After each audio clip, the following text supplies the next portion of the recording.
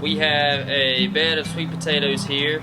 I think it's a 3 by 8 foot bed, and it's a raised bed, so there's a few things you need to do differently when you harvest sweet potatoes in a raised bed versus in ground.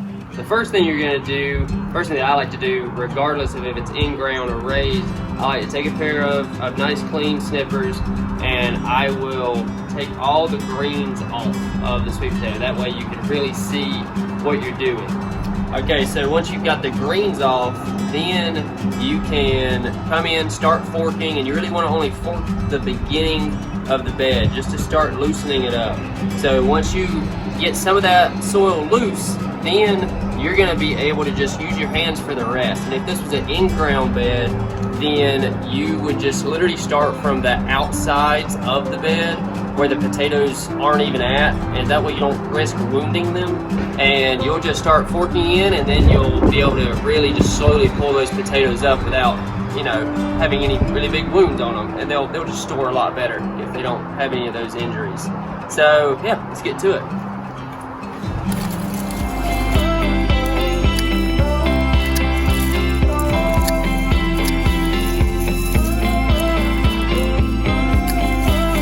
Whenever you clip these potatoes, you don't want to be clipping too far into the soil, because the potatoes really can be right at the surface, like right here, which is really cool. So you're gonna just clip right around that. It's really just to, for me, it's just to get them out of the way so I can really see what's going on.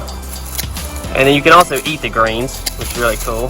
So, or you can compost them, either way. And yeah, you just slowly pull those back.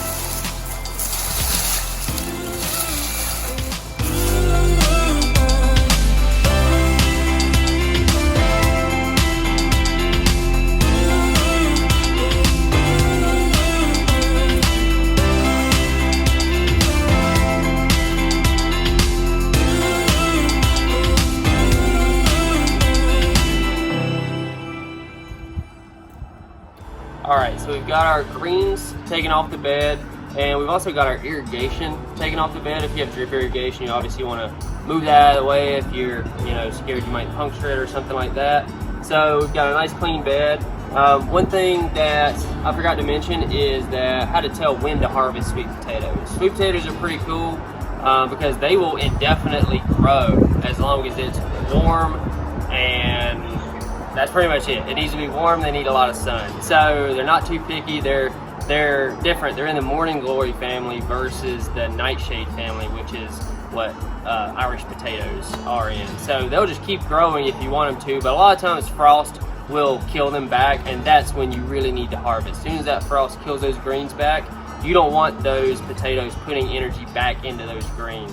So you want to just get in there, harvest them, and then cure them. And we'll talk about curing once we get them out of the bed. Hopefully we have a good harvest. So I'm going to start loosening up this soil from this side. I'm really going to be careful to only use the fork where I have to. And if any excess soil I need to move out of the way, I'm just going to put in this bucket right here. You could use a tarp or whatever. But yeah, let's see what's under the soil.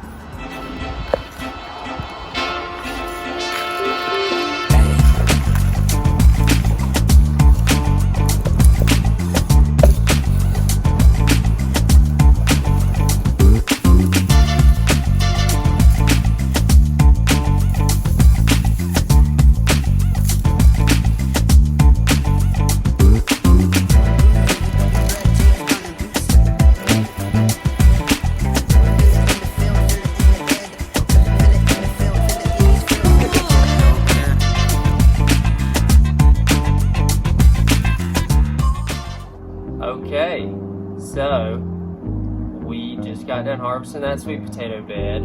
This is a root mass, and sadly it is not from the sweet potato. I've been seeing a lot of these as I've been digging this out. These really, that right there, that's not a sweet potato root. That is from this little bugger behind me, this olive tree, or possibly this desert willow right here to the left.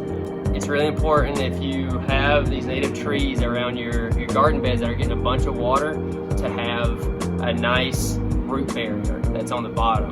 And you can get those in a lot of places, but if you're installing a raised bed, it really is worth the extra little bit of money to line the bottom of that bed with some root barrier, so that you don't have all these roots tapping into your bed and stealing your sweet potatoes, because that's what we got from this whole bed.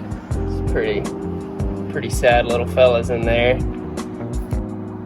The potatoes that we do have, we are going to cure, and hopefully you had a better harvest than us, because we might starve this winter.